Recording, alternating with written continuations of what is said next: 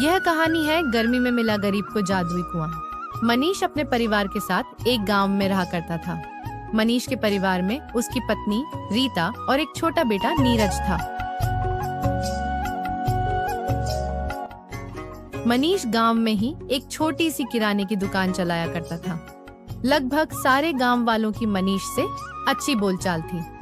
ऐसे ही एक दिन जब मनीष अपनी दुकान पर बैठा होता है, तभी रीता दुकान पर खाना लेकर आती है।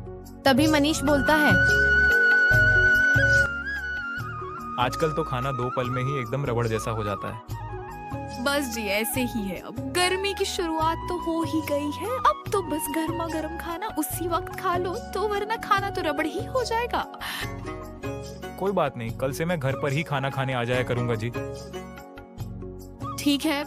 और वैसे भी अब कौन सा दोपहर में कोई ग्राहक आता है दुकान पर, धूप में तो सब लोग अपने अपने घरों में आराम ही करते हैं। आप घर पर ही आ जाया कर। इतना कहकर मनीष रीता द्वारा लाया हुआ खाना खाना शुरू कर देता है। कुछ देर बाद रीता वहां से चली जाती है। दिन गुजरते चले जाते हैं और अब दोपहर के समय मनीष घर पर जाकर ही खाना खाना शुरू कर देता है। अभी बस गर्मी की शुरुआत ही हुई थी, लेकिन धूप इतनी तेज, ज्यादा चिल्लाती हुई थी कि ऐसी धूप में काम करना लगभग ना के बराबर था। शुरुआत में ही लोगों का गर्मी से काफी बुरा हाल हो रहा था। ऐसे ही एक रोज घर में लाइट गई हुई थी और सरिता आंगन में लगे पेड़ के नीचे बैठी हाथ वाले पंखे से हवा कर रही होती है। तभी रीता के पास उसकी पड़ोसन अनिका आती है और बोलती है,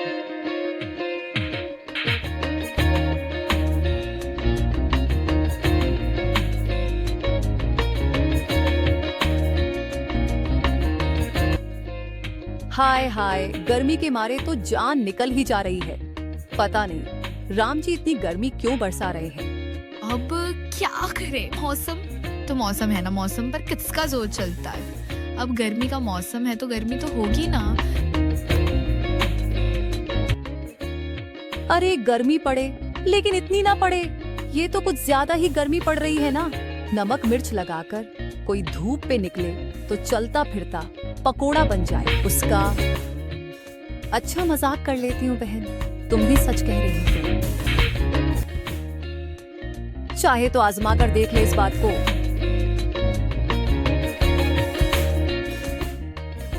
नहीं, मुझे नहीं आजमाना है। मुझे अपने पति और अपने बेटे के लिए अभी बहुत सारी चीजें करनी है।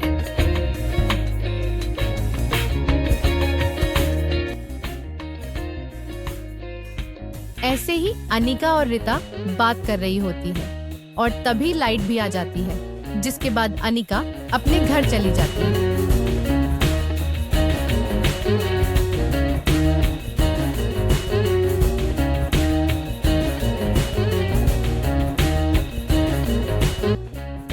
ऐसे ही दिन गुजरते चले जाते हैं।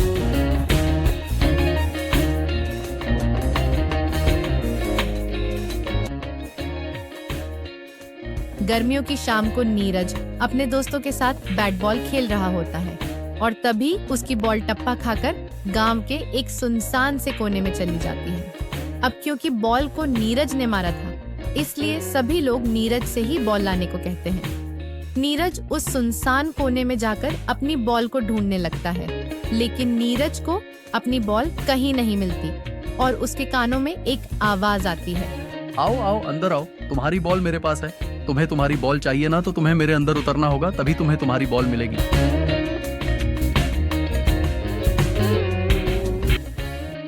कौन मजाक कर रहा है मेरे साथ? कौन है यहाँ पर?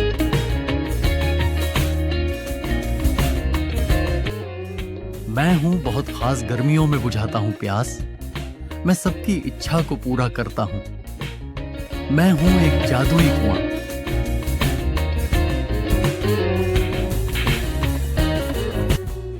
नीरज के दोस्त जाते हैं और नीरज को बेहोश देखकर सभी घबरा जाते हैं, जिसके बाद नीरज का एक दोस्त जल्दी से जाकर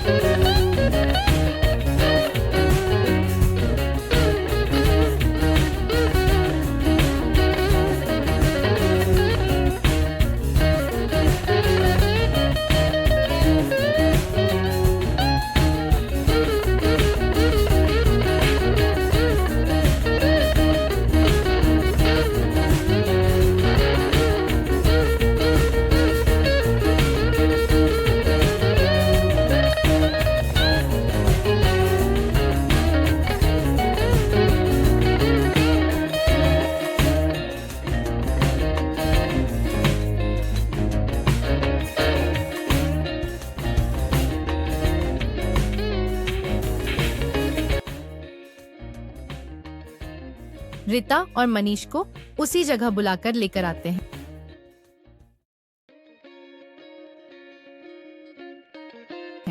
मनीष जल्दी से नीरज को उठाता है और घर ले जाता है।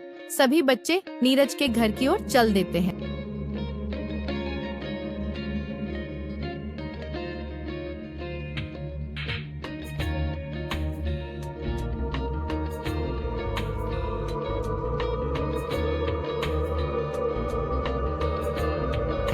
घर पहुंचते ही रीता जल्दी से नीरज के मुंह पर पानी के छींटे मारती है और नीरज को होश आता है। तभी रीता बोलती है, तू ठीक तो है ना? क्या हो गया था तुझे? तू ऐसे बेहोश क्यों हो गया था? कितनी बार तुम दोनों से कहा है वहां मत जाया करो, क्या जरूरत थी वहां जाने की बेटा? वो हम सब लोग खेल रहे थे और मेरी बॉल वहां पे चली गई थी। मैं तो बस अपनी बॉल लेने के लिए गया था।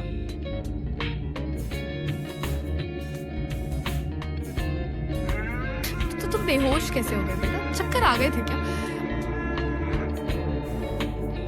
पता नहीं, मेरे कानों में एक आवाज आ रही थी, कोई जादुई कुआं, या पता नहीं कोई कुछ बोल रहा था, मुझे याद नहीं आ रहा अब।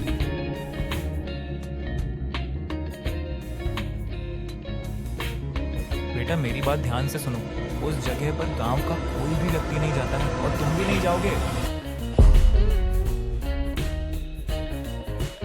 ठीक है पिताजी, मुझसे गलती हो गई। मैं अब ऐसा नहीं करूंगा, ना ही मैं वहां कभी जाऊंगा।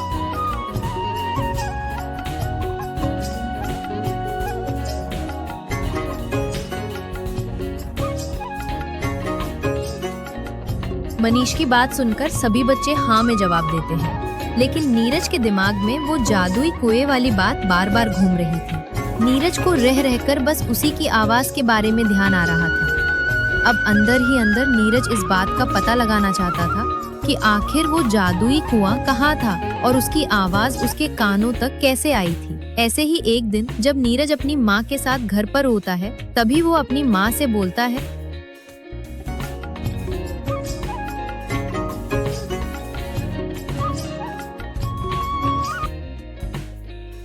माँ, एक बात तो बताओ, क्या सच में उस सुनसान जगह पर कोई जादुई कुआं है क्या, जो खुद से बोलता है? कैसी बातें कर रहा है? तुझे कहा था ना कि तू उस बारे में बिल्कुल नहीं सोचेगा।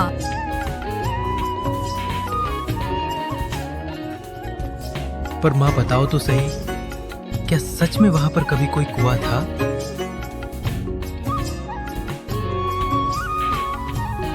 बेटा मुझे सारी बात तो नहीं पता, लेकिन मैंने गांव के कुछ लोगों से इस बारे में सुना है। बहुत वक्त पहले वहां पर एक जादुई कुआं था, जिससे जो मांगो वो दे दिया करता था।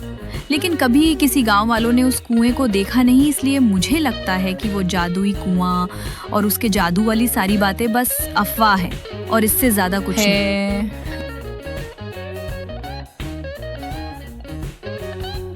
अगर माँ सच में कोई जादुई कुआं हुआ, तो फिर आप क्या करती, क्या मांगती आप उससे?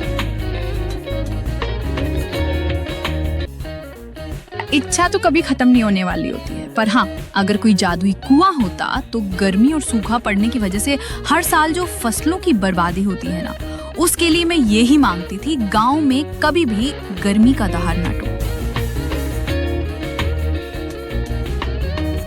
इतना कहकर रीता अपने घर के कामों में लग जाती है और अब नीरज के दिमाग में जादुई कुएं को ढूंढने की तलाश और ज्यादा पक्का घर बन चुकी थी। ऐसे ही कुछ दिन गुजर जाते हैं और एक दिन नीरज खुद से बोलता है,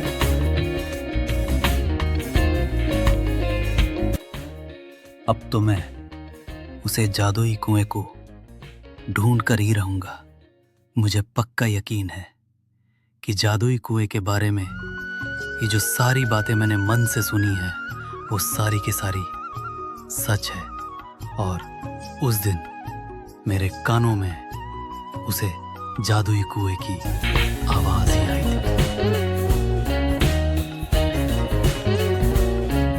नीरज ये सब सोच ही रहा होता है कि तभी रीता रोती हुई उसके पास आती है। पर अपनी माँ को ऐसे रोता हुआ देखकर नीरज घबरा जाता है और अपनी माँ से बोलता है, क्या गया माँ? आप ऐसे क्यों रो रही हैं? बेटा तेरे पिताजी की दुकान में आग लग गई है। पूरी दुकान में सारा सामान जल के नष्ट हो गया।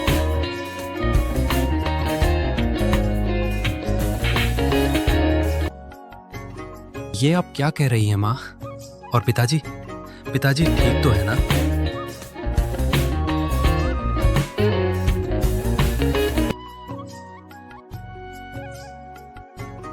तेरे पिताजी अपनी दुकान को अपनी आंखों के सामने चलता हुआ देखकर वहीं बेहोश हो गए हैं बेटा।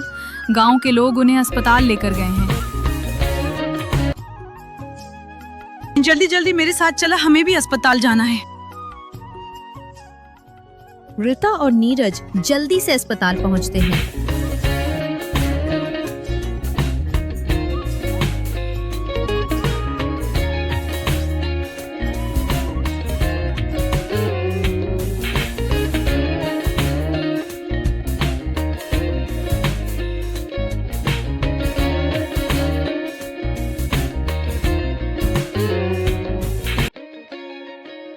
और अस्पताल पहुंचकर उन दोनों को पता लगता है कि मनीष को दिल का दौरा पड़ा है, जिस वजह से उसके आधे शरीर को लकवा मार गया है और अब किसी भी तरीके का वो कोई काम नहीं कर सकता है।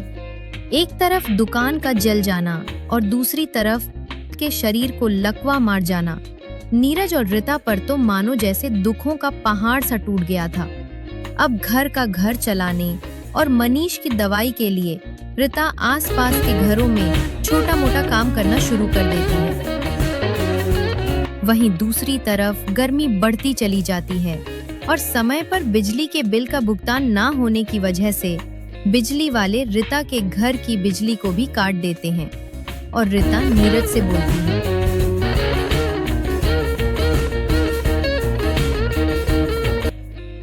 समझ नहीं आ रहा बेटा कि इन बिगड़े हुए हालातों को सही कैसे करूं। मैं तो बहुत ही ज्यादा परेशान हो गई हूँ और अब तो गर्मी के मौसम में हमारे घर में बिजली भी नहीं है। चिंता मत करो माँ, सब ठीक हो जाएगा। गर्मी का मौसम भी जैसे तैसे करके गुजर ही जाएगा।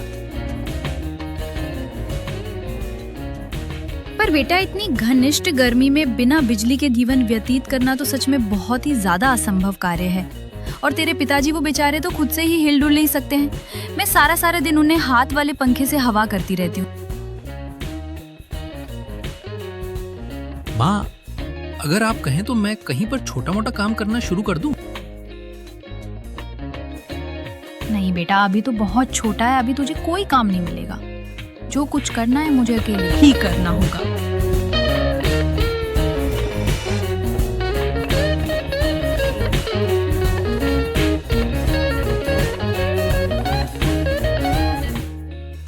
अपने परिवार को इस तरह से पीड़ा में देखकर नीरज को बहुत बुरा लगता है और अचानक ही उसे फिर से उस जादुई कुएं का ध्यान आ जाता है। एक दोपहर जब सभी लोग आराम से सोए होते हैं, तभी नीरज अपने घर से दबे पांव बाहर निकलता है और उस सुनसान जगह पर पहुंच जाता है।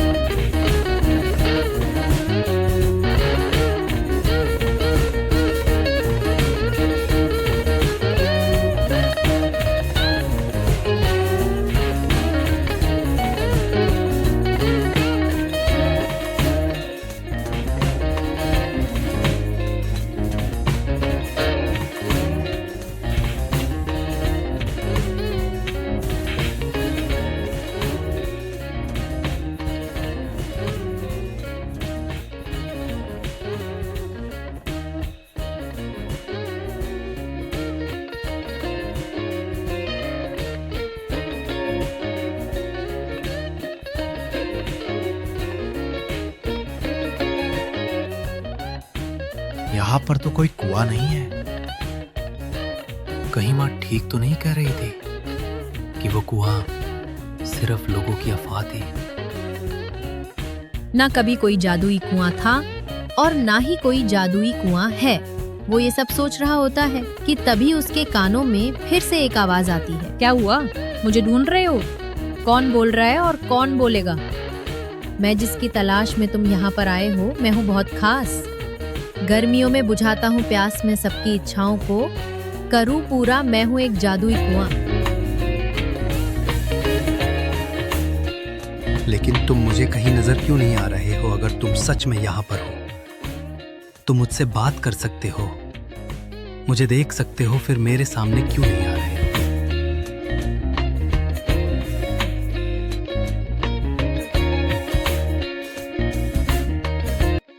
सामने ही हूँ, नजर नहीं आ रहा हूँ। अगर नजर आ रहे होते तो फिर मैं तुमसे बोलता ही क्यों?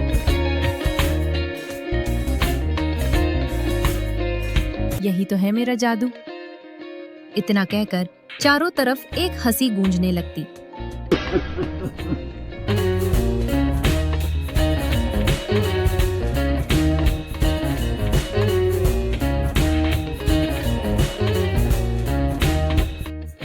नीरज अंदर ही अंदर डर भी रहा होता है, पर फिर भी किसी तरीके से वो हिम्मत कर उसी जगह पर डटा रहता है। तभी हवा का तेज बवंडर उठता है और नीरज के ठीक सामने पत्तों का एक गोल सा आकार बनकर उड़ना शुरू हो जाता है।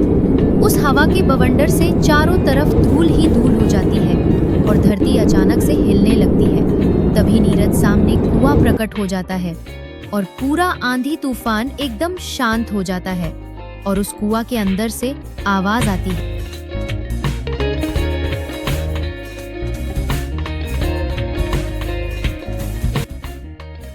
देखा, मैं तो तुम्हारे सामने ही था, लेकिन तुम्हें नजर नहीं आ रहा था। आओ आओ मेरे पास।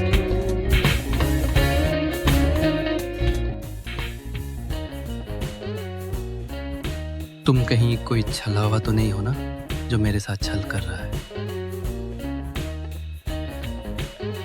नहीं, मैं कोई छलावा नहीं हूँ। मैं एक जादुई कुआं हूँ। मुझसे जो मांगोगे मिल जाएगा।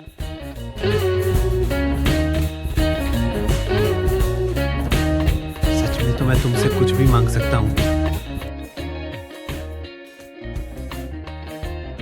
आजमा कर देखना है, तुम्हें सब कुछ दे सकता हूँ। तो कोई ऐसी दवा दीजिए ना जिससे मेरे पिताजी ठीक हो सके।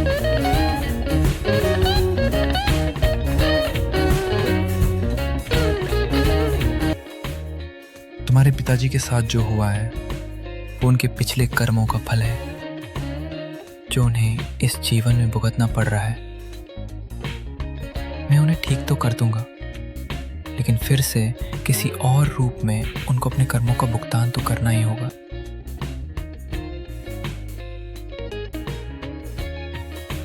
तुम्हें सब कुछ पता है क्या? मुझे गांव के हर घर कोने के बारे में सब कुछ पता है। यहाँ आज से नहीं, ना जाने कितने सालों से।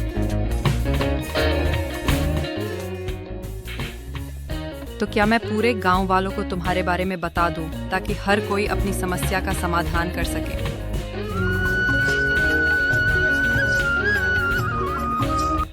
नहीं नहीं, ऐसी गलती कभी मत करना, क्योंकि हर किसी का दिल इतना ज्यादा साफ नहीं होता है।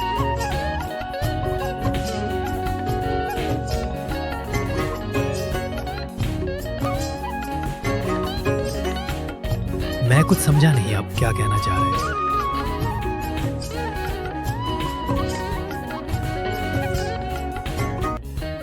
गांव में लालची लोग भी बहुत ज्यादा हैं, और अगर किसी लालची को मेरे बारे में पता चल गया तो वो मेरे जादू का गलत इस्तेमाल करने की कोशिश अवश्य करेगा, और मैं किसी को भी उसकी इच्छा को पूरी किए बिना यहाँ से जाने नहीं दे सकता हूँ।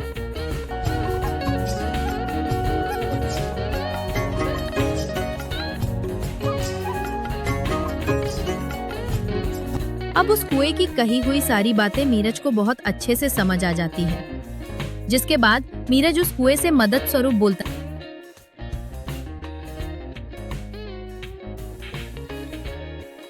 आप ही बताइए, मैं अपने परिवार की समस्याओं को कम कैसे करूं?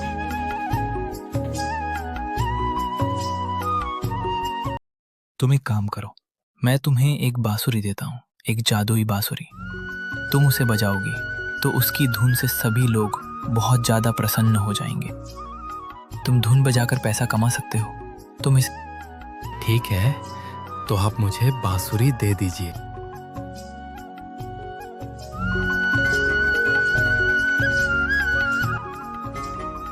ठीक है, पर बांसुरी को प्राप्त करने के लिए सबसे पहले तुम्हें मेरे पास आना होगा और मेरे अंदर से एक बाल्टी पानी निकालकर स्नान करना होगा। उसके बाद तुम्हारे हाथों में खुद ब खुद वही जादुई बांसुरी प्रकट हो जाएगी।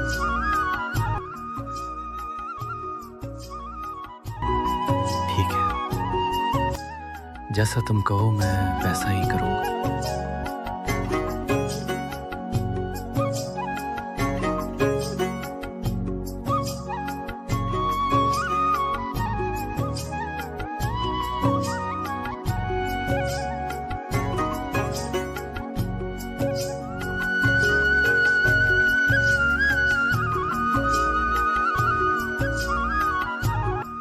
नीरज ठीक वैसा ही करता है जैसा जादुई कुआं ने करने को कहा था। सबसे पहले नीरज उस कुएं से एक बाल्टी पानी निकालता है और फिर उस कुएं के बाहर ही बैठकर उस पानी से स्नान करता है।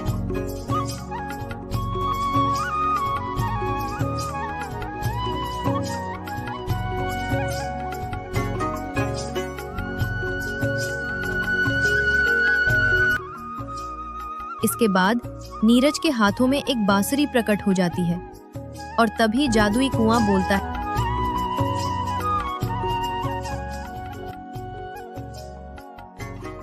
जाओ और जाकर हम अपने परिवार की समस्याओं पर समाधान करो और फिर किसी चीज की जरूरत हो तो मेरे पास आ जाना। तुम मुझे जब भी आवाज लगाओगे मैं तुम्हारे सामने आ जाऊंगा। जादुई ऐसे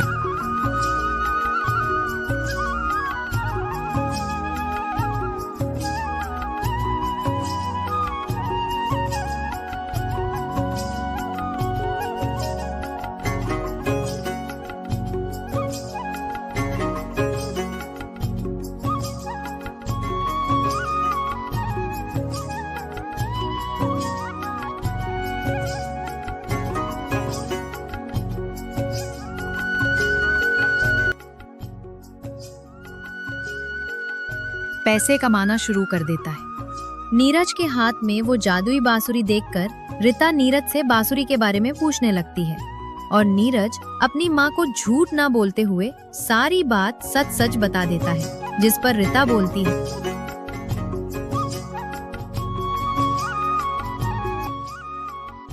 इसका मतलब जो लोग जादुई कुएं के बारे में बोलते थे वो सब कुछ सच था। सालों पहले वो जादुई कुआं सच में लोगों की सारी मनोकामना पूरा किया करता था। हाँ,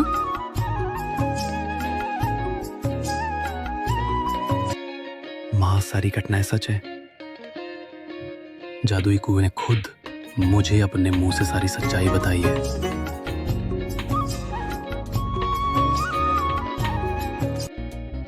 पर बेटा अगर किसी को पता चल गया वो कुएं के बारे में तो क्या होगा?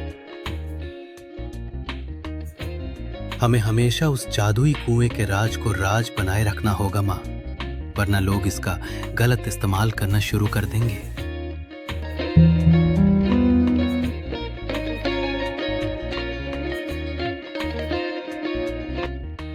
चिंता मत कर बेटा, मैं भी किसी को नहीं बताऊंगी जादुई कुएं के बारे में।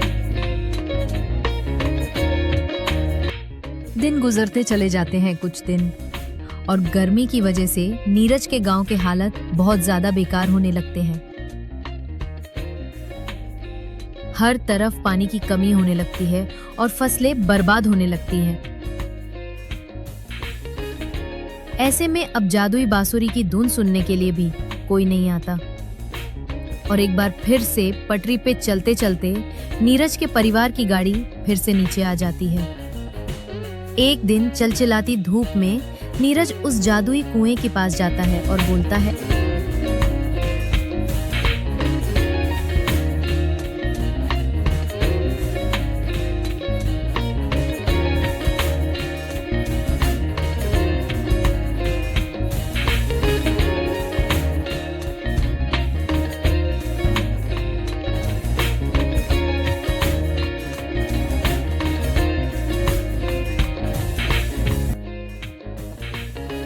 हे जादुई कुएं, आप कहाँ हैं? मेरे सामने आए और मुझे दर्शन दें।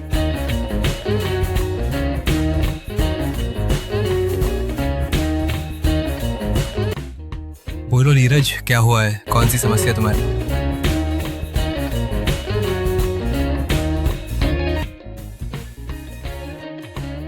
आपसे क्या ही छुपाना है, पूरे गांव पर गर्मी का कहर टूट पड़ा है। गांव में कई गरीब लोग हैं जो कूलर नहीं खरीद सकते, ना ही उनके पास आमदनी का कोई बड़ा साधन है जिससे वो अपनी जरूरत को पूरा कर सके।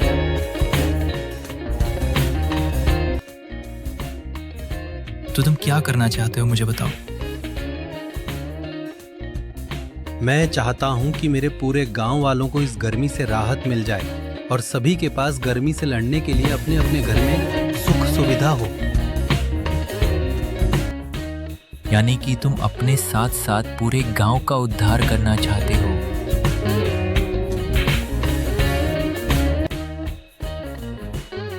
बिल्कुल सही कहा आपने। केवल मैं अकेला ही सुख की प्राप्ति करके क्या करूंगा। मैं चाहता हूं कि मेरे साथ हर कोई गर्मी में खूब सुख और आनंद की प्राप्ति करे।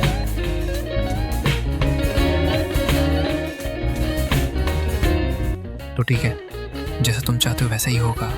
मैं तुम्हारी इच्छा से बहुत ज़्यादा खुश हूँ, इसलिए इस इच्छा को मैं ज़रूर पूरा करूँगा। लेकिन तुम करोगे क्या, ये तो बताओ। वो सब कुछ तुम मुझ पर छोड़ दो। तुम्हें बस इतना करना है कि मेरे अंदर जमा पानी को निकालकर तुम्हें पूरे गांव में बांटना है। जिस जिस घर में मेरा पानी जाएगा, उस घर में गर्मी से लड़ने के लिए अपने आप ही सुख सुविधा आने लगेगी। अमीर हो या गरीब, जिसे जितनी जरूरत होगी, मेरा जादू उसके घर में उतना ही काम करेगा।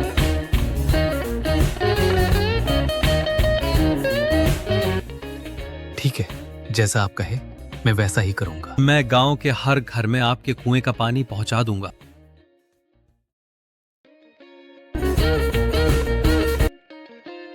इतना कहकर नीरज चुपके चपके गांव के हर घर में जादुई कुएं का पानी पहुंचा देता है।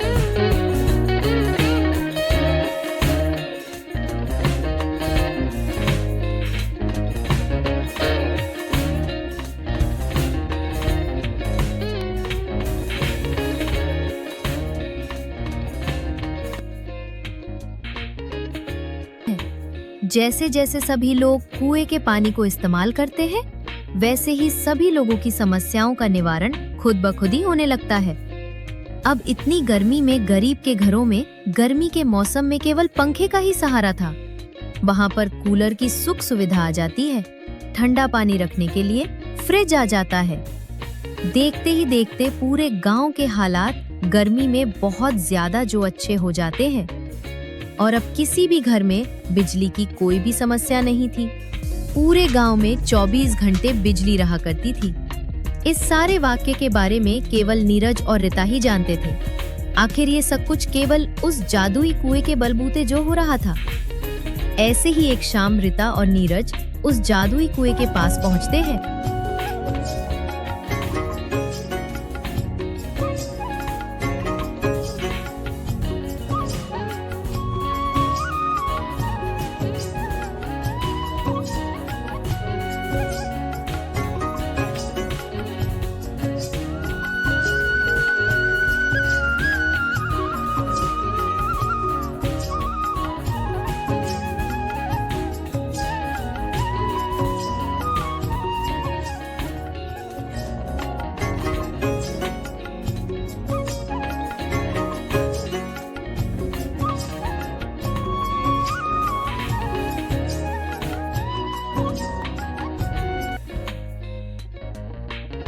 और नीरज आवाज देकर जादुई कुएं को अपने सामने प्रकट होने को कहता है, जिसके बाद रिता और नीरज दोनों ही जादुई कुएं को धन्यवाद करते हुए बोलती है।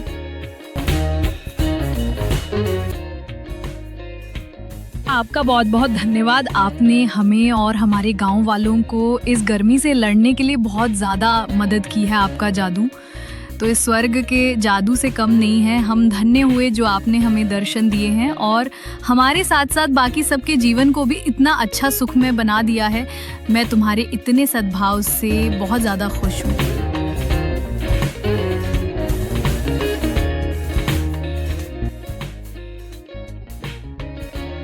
मुझे अच्छा लगा कि तुमने मैंने केवल अपना ना सोचकर अपने पूरे गांव वालों का सोचा। इसीलिए मैं अब तुम्हारी एक मदद अपनी इच्छा से करना चाहता हूँ। मदद? कैसी मदद बताइए?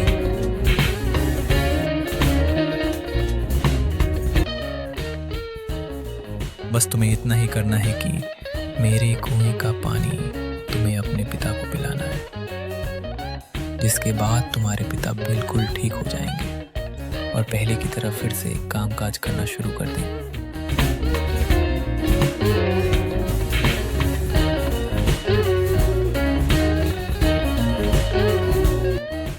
कुएं की बात सुनकर नीरज बहुत खुश होता है और जल्दी से अपने घर पहुंचकर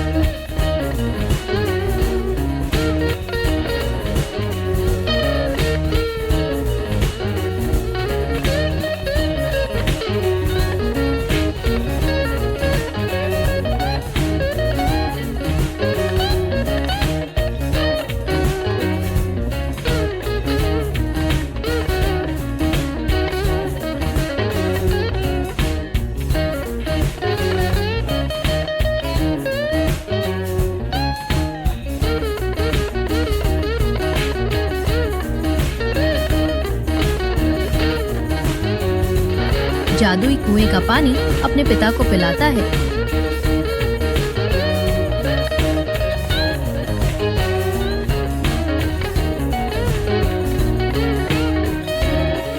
जिसके बाद मनीष पहले की तरह स्वस्थ और मस्त हो जाता है और फिर से अपना कारोबार करना शुरू कर देता है। और जादुई कुएं का राज हमेशा के लिए बस एक राज बनकर ही रहा करता था। तो दोस्तों, कैसी लगी आपको ये कहानी? कमेंट बॉक्स में जरूर बताइए। चैनल को अभी तक सब्सक्राइब नहीं किया तो जरूर कर लीजिए।